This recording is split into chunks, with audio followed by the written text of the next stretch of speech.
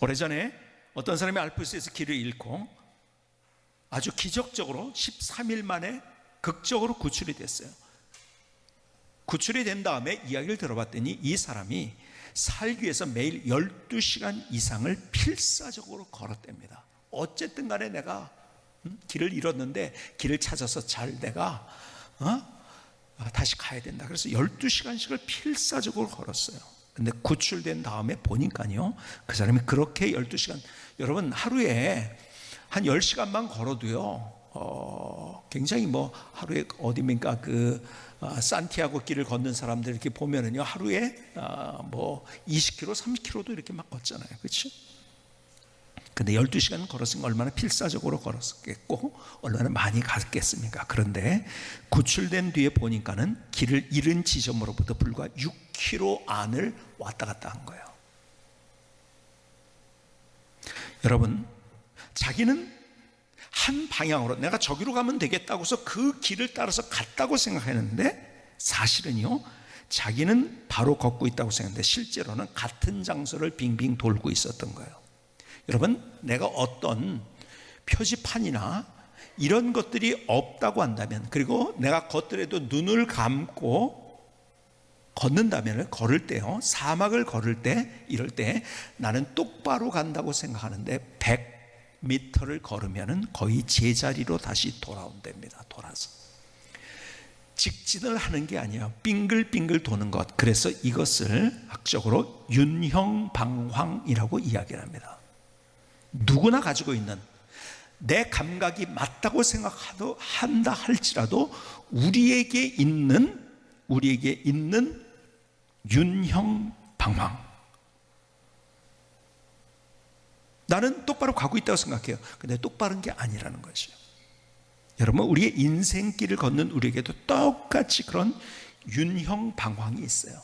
나는 맞다고 가는데 그 길이 맞지 않다는 거예요. 여러분, 이 시대를 우리가 포스트 모더니즘이라고 이야기를 합니다. 자, 포스트 모더니즘. 그렇다면 포스트 모더니즘 시대는 어떤 시대라고 일컬을까요? 학자들과 철학자들, 또 예술가들, 이런 사람들이 포스트 모더니즘 이전 시대를 모더니즘 시대라고 이야기를 합니다. 모더니즘에 대해서 이야기를 하려면요, 이게 모든 철학이나 아니면은 음악, 아니면 미술, 예술, 이 모든 것들을 통틀어서 건축 이런 걸 다 얘기하면 며칠 밤을 새고 얘기해도 다 못할 이야기들이 나와요. 그런데 그 모더니즘의 핵심이 무엇인가? 모더니즘 시대, 이 포스트 모더니즘 시대에 바로 전의 시대를 학자들이 일컫기를 모더니즘이라고 하는데, 모더니즘의 중심은 뭔가? 이성입니다. 하나님을 제껴버리고 우리가 어떻게 잘 갈 수 있을까? 어떻게 가는 길이 행복한 길인가를 생각해 보니까 우리 안에 이성이 있는 거예요. 그래, 맞아. 이성을 가지고 우리가 판단하고 결정하면은 우리가 원하는 그 길로 가고 우리가 점점 우리는 진보해 갈 거야. 그래서 이성이 중심이 된 시대를 모더니즘 시대라고 이야기를 합니다. 그래서 그것 때문에 거기에서 진화론, 아니면 유물론, 아니면은 이성 만능주의가 나왔어요. 한 책에 봤더니 모더니즘을 가리켜서 이렇게 얘기를 하더라고요. 수세기 동안 서구 문화를 형성해온 이야기는 진보의 내러티브이며, 그 이야기는 우리가 점점 더 자유와 물질적 번영을 향해 가고 있다고 말한다. 그것도 인간의 노력으로, 특히나 기술의 과학적 원리를 응용한 사회생활에, 경제에, 정치에, 교육에 과학을 실현함으로써 말이다. 그 사람들이 이성으로 점점 발전할 수 있다고 생각을 한 거예요. 진짜 발전하고 있었을까요? 진짜 우리가 발전하는 우리의 삶을 살고 있었을까요? 아니요. 이성 중심이 되다 보니까 이성이 만능이 되고, 이성이 마치 신과 같은 존재로 둔갑한 그 순간부터 사실은 문제는 또 생기게 됐어요. 가부장제, 유럽 중심주의. 그래서 여러분, 유럽 중심주의라는 건 뭔가? 예를 들어서 역사에 큰 획을 그은 사람 가운데 하나가 콜럼버스예요. 그렇죠? 왜요? 신대륙을 발견했어요. 이 사람은요, 인도를 가려고 하다가 자기가 간 데가 진짜 인도인지 알았어요. 향신료를 찾아서 가다가요, 인도를 찾아서 가서 거기 인도인지 알았는데 그 인도가 아니었던 거죠.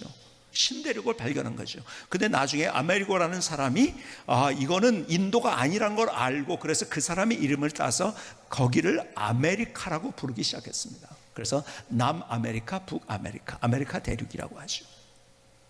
그리고 거기에서부터 역사의 전환기가 됐다. 그리고 발전을 했다. 굉장히 좋아졌다. 그거는요, 유럽의 이성적인 생각이었죠. 자, 이쪽에 남아메리카나 아니면 북아메리카 인디언들 혹은 거기에 있는 문명들이 또 있었는데 그 사람들의 입장에서 볼 때는 그것이 재앙이었던 거예요. 그렇죠? 수많은 사람이 죽었어요. 여러분, 자기가 발전했다고 생각하지만 발전한 게 아니라 오히려 파괴를 한 것이 얼마나 많은지요. 여러분, 우리가 기술 문명이 발전해가지고 우리가 지구가 더 좋아지고 있다고요? 아니에요. 큰 그림으로 보면 2050 지구 거주 불능 시대라는 책이 있어요.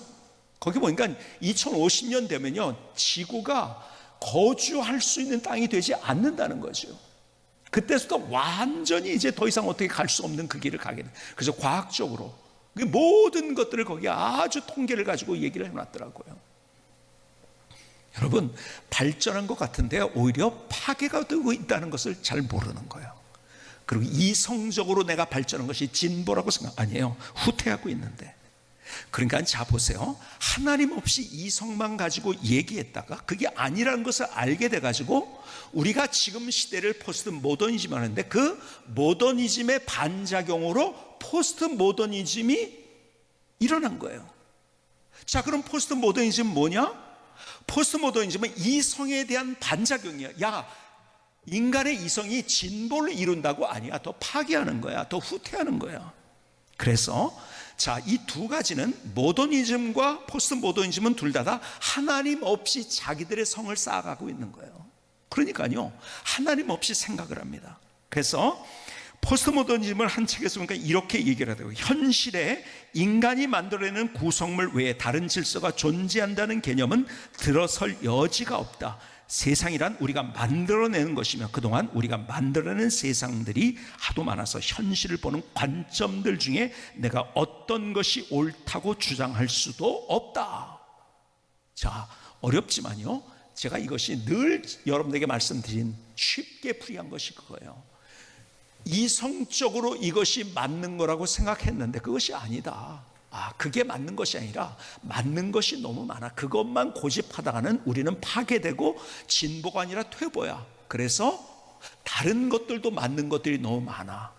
그러니까 네가 그렇게 생각해?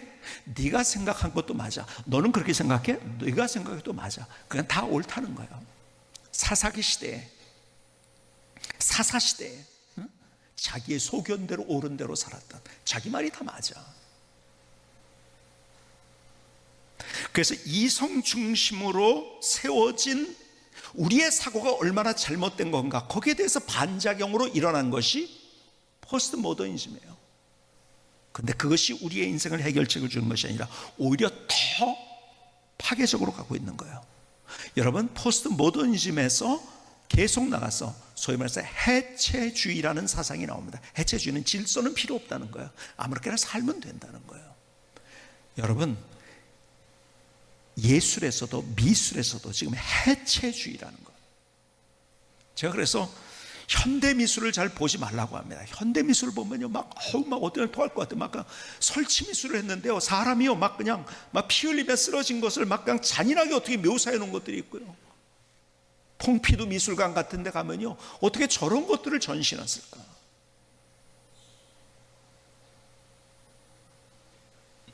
여러분, 하나님 없이 생각하는 세상 사람들의 생각은 앞서 말씀드린 윤형방황으로 맴맴 돌고 있는 거예요. 반작용으로 일어났지만 또 그것도 잘못되고, 또 반작용으로 해서 또 잘못되고.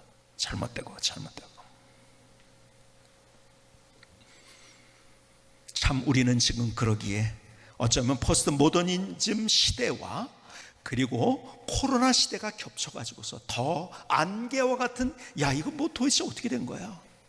야, 어떻게 살아야 돼? 무엇을 따라가야 돼? 어떻게 해야 되지? 이게 뭐야? 하나님 계신가요? 아니, 하나님 도대체 어떻게 이런 일이 일어날 수 있습니까? 이런 것들이 우리 안에 질문으로 나오게 되는 그런 세상을 우리가 살아가고 있다는 거예요. 그런데요, 우리의 그 마음을 똑같이 가지고 있었던 한 사람이 있었는데, 그 사람이 누구인가? 하박국입니다. 하박국이 하나님 앞에 혼란스러움을 하나님 앞에 토로합니다. 자기 마음의 혼란스러움, 답답한 모습을 토로합니다. 그래서 1장에서는요, 하나님 앞에 질문하는 거예요. 언제까지 내가 기다려야 됩니까? 언제까지 기도해야 돼요?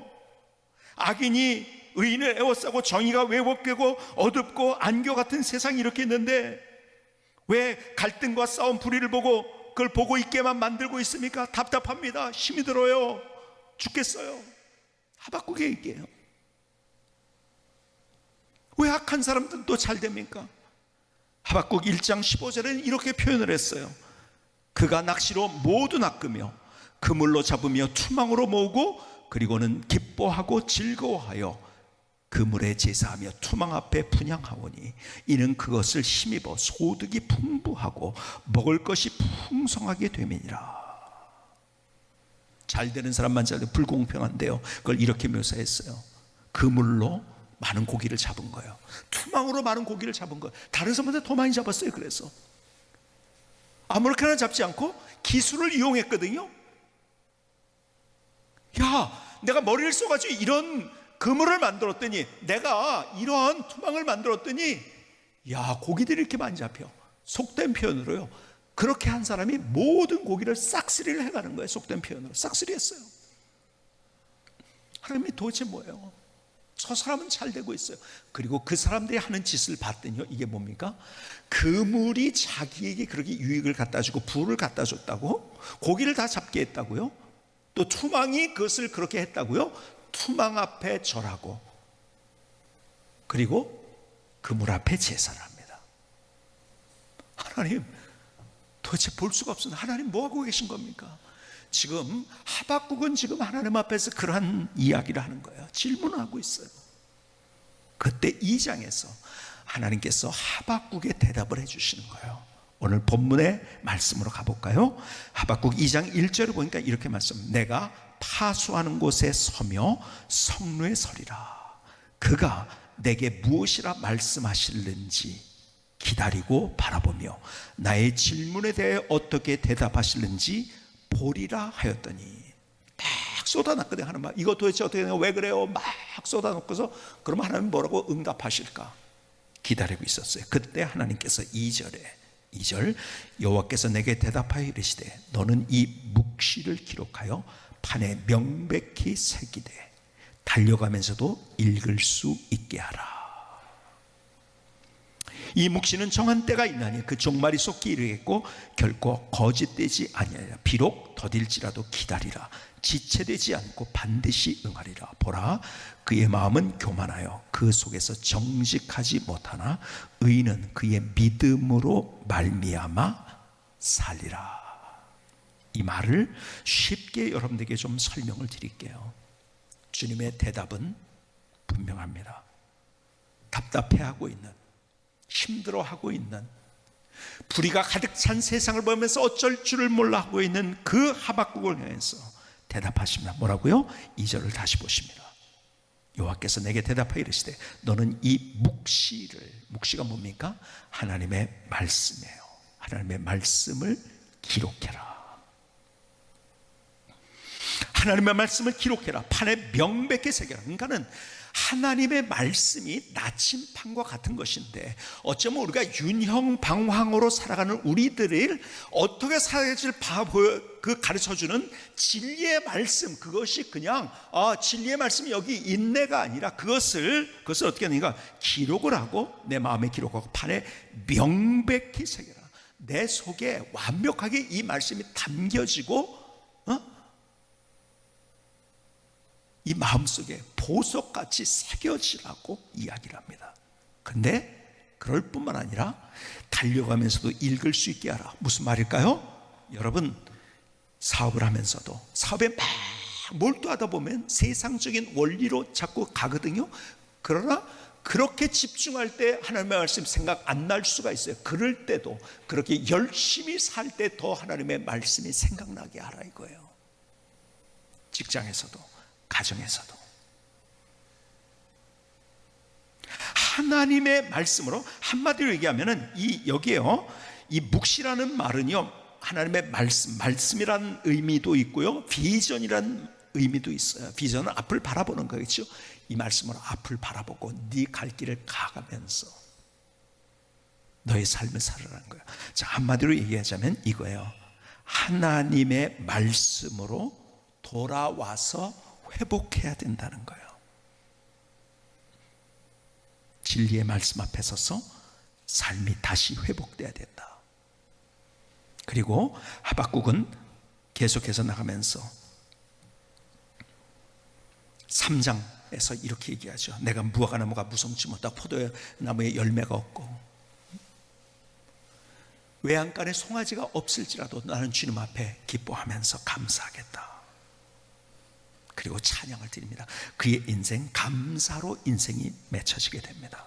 자, 여기에서 우리에게 주시는, 하박국 전체를 통해서 우리에게 주시는 메시지가 뭔가? 답답한 우리의 인생, 안교 같은 인생, 어떻게 이런 일이 일어날까 하는 것들을 바라보는 인생 가운데, 그럼에도 불구하고 그 사람들에 의해서 우리의 생각이 좌우되지 말고 하나님이 내게 무엇을 말씀하냐, 진리의 말씀 앞에 서서 우리의 삶이 회복돼야 된다는 이야기를 하고 있는 거예요. 그럼에도 불구하고 너는 변화된다. 변화돼야 된다. 자, 보세요. 로마서 12장 2절에 보니까요, 이렇게 얘기합니다. 로마서 12장 2절. 너희는 이 세대를 본받지 말고 오직 마음을 새롭게 함으로 어떻게 해요? 변화를 받아. 하나님의 선하시고 기뻐하시고 온전한 뜻이 무엇인지 분별하다. 여러분, 우리가 변화돼야 되는 거예요. 우리의 인생 가만히 있으면 안 돼요. 변화돼야 돼요.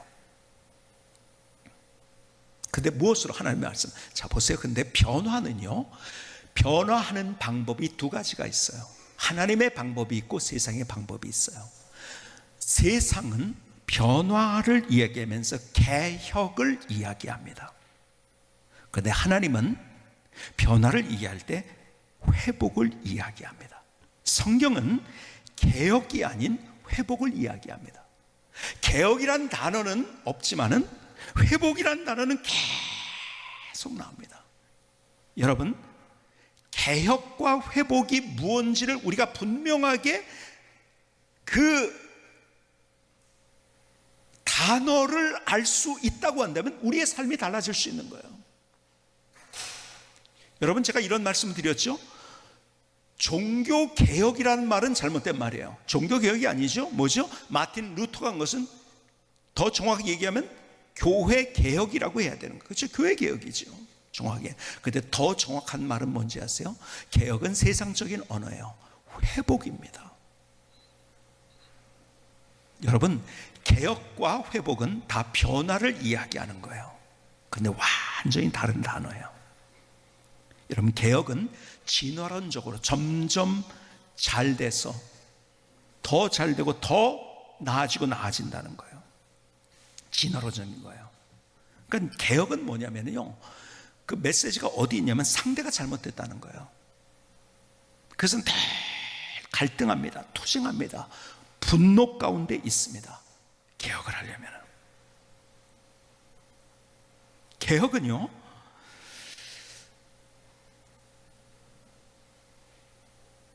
중심이 나예요.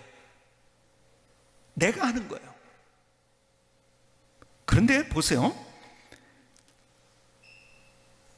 로마서 12장 2절에 다시 보면은요, 변화하는데 내가 변화하는 게 아니라 뭐라고요? 변화를 받아라고 얘기합니다. 그렇죠? 변화를 받아. 뭡니까? 내가 하는 게 아니에요. 개혁은 하나님 없는 사람이 하나님 없이 더 나은 세계를 만들려는 것이 개혁이에요. 하나님 안에 있는 사람들은 개혁이 아니라 회복인 거예요. 내가 하는 게 아니에요. 하나님께서 하시게 하는 거예요.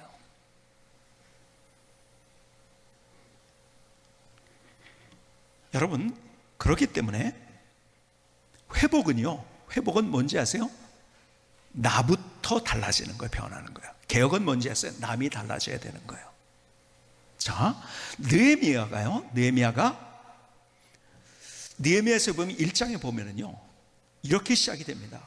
느헤미야가 어떤 이야기를 듣냐면, 바벨론 포로에서, 이제 바벨론 정복한 나라가 페르시아 있죠. 바사에 의해서 야, 고향으로 돌아가도 돼. 고레스에 의해서 그렇게 이제 고향으로 돌아갔어요. 그래서 잘 사는지 알았더니 얘기를 들어보니까 자기는요, 페르시아에서 아주 고관으로 있었잖아요. 그렇죠? 페르시아 고관으로 있는데 자기 동족들의 이야기, 고향으로 돌아간 사람들의 이야기를 들어보니까 다 회파되고 넘어지고 성벽이 무너지고 다 이런 소리를 듣고 너무 가슴이 아린 거예요. 근데 거기에서 사실은 자기는 잘 사는 곳에서 자기가 누리고 있었어요. 그런데 그 사람들을 보면서 하나님 앞에 기도를 합니다. 어떤 기도를 하는지 아세요? 하나님, 내가 범죄했습니다. 그 다음에 우리가 범죄했습니다요. 자기부터, 회복은 자기부터요. 그리고 느헤미야는 이스라엘 역사의 가장 위대한 회복의 역사를 만들어 갑니다. 나부터. 그러니까 가정에서도 그런 거예요. 가정에서도요, 더 좋은 가정을 만들기 위해서 회복을 이야기하는 사람이 있는가 하면 개혁을 얘기하는 사람이 있어요. 개혁은 이거예요. 당신 이거 잘못된 거 고쳐야 돼. 계속 잔소리하고 그것이 고쳐질 때까지 말하고 손가락질하고 언성을 높이고. 여러분, 그래서 인생이 만들어지는 게 아니에요. 회복은요, 그게 아니에요. 나부터 변화되는 거예요. 변화되는 것. 여러분, 남편이나 아내가 변화되기를 위해서 기도한다고 하면 하나님께서 반드시 누구부터 변화시켜 주는지 아십니까? 나부터 변화시켜 주세요. 개혁과 회복의 차이인 거예요. 개혁은 싸움을 만들고 분노하게 만들어요. 그리고 개혁은 내가 할 수 있다고 하는 거예요. 근데 성경은 내가 할 수 없다고 이야기합니다. 그리고 하나님이 하도록 그렇게 만들어 주신다는 거예요. 성경은 계속 회복의 이야기예요. 그래서 시편 60편 1절에 보니까 이렇게 말씀하죠. 하나님이여, 주께서 우리를 버려 흩으셨고 분노하셨사오나 지금은 우리를 회복시키소서. 시편 80편 7절에 보니까 만군의 하나님이여, 우리를 회복하여 주시고 주의 얼굴의 광채를 비추사 우리가 구원을 얻게 하소서. 회복시켜 주시옵소서. 여러분, 제자들이 마지막 승천하기 직전에 마지막 예수님을 만나서 마지막 질문을 합니다. 어떤 질문을 했을까요? 사도행전 1장 6절에 보니까 이렇게 말씀합니다. 그들이 모였을 때 예수께 여쭈어 이르되 주께서 이스라엘 나라를 회복하심이 이때이니까 하니. 마지막 질문이었어요. 중요한 질문이었어요. 왜 이런 질문을 했을까요? 주님께서 계속 메시지가 뭐였을까요? 개혁을 얘기하지 않았어요. 회복을 얘기하니까 지금의 그것을 회복할 때, 그러니까 자기들 입장에서는요, 나라가 회복될 것을 기대했던 거예요. 정치적으로 물어봅니다. 왜 회복할 때가 이때이니까 하고서 물어봤겠습니까? 주님께서는 회복을 계속 이야기했기 때문에. 여러분, 우리의 초점은 개혁에 있어서는 안 되는 거예요. 그래서 회복에 있어야 되는 거예요. 주님께서도 회복을 이야기했어요. 어떤 개혁을 외치는 사람들이 성경을 가지고도 얘기를 합니다. 예수님이 개혁자였다고. 여러분, 예수님이 개혁자가 아니었어요. 회복자였습니다. 아세요? 그분은 율법을 완성하기 위해서 온 분이지 율법을 폐하러 오신 분이 아니에요. 그렇죠? 여러분, 바리새인들이 오히려 자기들이 할 수 있다고 생각하고 개혁을 하려고 했던 거예요. 아니요, 예수님은 회복을 하려고 했던 분이었던 거예요. 여러분, 회복과 개혁의 차이가 뭔지를 알아야 돼요. 정말 하나님이 우리를 창조하실 때 하나님의 형상으로 우리를 만들었어요. 사실은 그때로 회복하면은요 되는 거예요. 근데 우리 스스로 안 되잖아요. 그렇죠? 왜? 죄가 내가 안 되는 거예요. 그래서 회복은 내가 안 되고 하나님이 하시는 거예요. 내가 안 되잖아요. 그래서 우리는 하나님과 원수가 되었다면, 왜? 죄를 못 보시니까요. 그래서 예수님을 이 땅에 보내셨어요. 그분이 우리 죄를 대해서 십자가상에 달려 돌아가셨어요. 그래서 그분이 십자가상에 달려 돌아가시고 말미암아 우리의 모든 죄의 문제를 해결하셨어요. 그래서 우리가 회복된 거예요. 어떻게? 하나님의 백성으로, 하나님의 자녀로 회복된 거예요. 우리가 인간이 개혁돼서 진화론적으로 점점 나아지는 게 아니에요. 회복돼서 하나님의 자녀가 된 거예요. 아세요? 교회도 그래요. 우리가 점진적으로 교회가 좋아지는 개혁을 하는 게 아니에요. 우리는 뭐라고요? 초대교회로 돌아가자는 말이 뭐예요? 초대교회로 돌아가자는, 초대교회 모형이 가장 완벽했던 모형인 거예요. 거기로 돌아가면 되는 거예요. 회복. 여러분, 가정도 그래요. 가정에서 부부가 정말 결혼해가지고 사랑한다고 서약하면서 결혼했어요. 근데 자꾸 갈등이 나는 거예요. 어떻게 될까요? 개혁해야 될까요? 당신이고 이래서 안 되는 거예요. 뭘로 가야 되는지 아십니까? 처음 만났을 때 그 첫사랑으로 회복되는 거예요. 그때는 어땠나요? 조금 부족해도 그거 감싸 안아줘요. 조금 잘못했어도 괜찮다고 하고 격려해 줬어요. 근데 같이 살면서는요, 자꾸 개혁하려고 하는 거예요. 싸움이 나죠. 여러분, 우리의 인생의 그림은 회복이 돼야지 절대로 개혁이 돼서는 안 되는 거예요. 김승기 성사님이 말씀송을 하는데 다리를 다쳤어요. 그래서 앉아서 할 거예요. 그런데 다리를 다쳤으니까 어떻게 되죠? 다리가 어떻게 되죠? 발이 어떻게 돼야 돼요? 개혁되면 안 됩니다. 어떻게 되죠? 회복돼야 돼. 그렇죠? 개혁이 돼가지고 점점 발전을 해가지고 다리 하나가 더 생기면 어떻게 됩니까? 안 되는 거예요. 그렇죠? 회복되는 거예요. 회복. 여러분, 회복이라는 단어가 너무 기가 막힌 단어더라고요. 하나님께서 우리에게 원하시는 것, 그래서 성경은 개혁하라고 하지 아니고 회복되라고 말해요. 개혁은 하는 거예요. 내가 하는 거예요. 회복은 되는 거예요. 변화되는 거예요. 회복되라고 주님께서 말씀하는 거죠. 여러분, 이제는 우리가 우리의 마음속에 있는 단어가 개혁이 아니라 회복이 돼야 되는 거예요. 여러분, 기가 막힌 하나님의 스토리를 그럴 때 경험할 수 있어요. 한번 따라합시다. 개혁하지 말고 회복되자. 이 스토리가 여러분의 삶 속에 나타날 수 있기를 주님의 이름으로 축복합니다.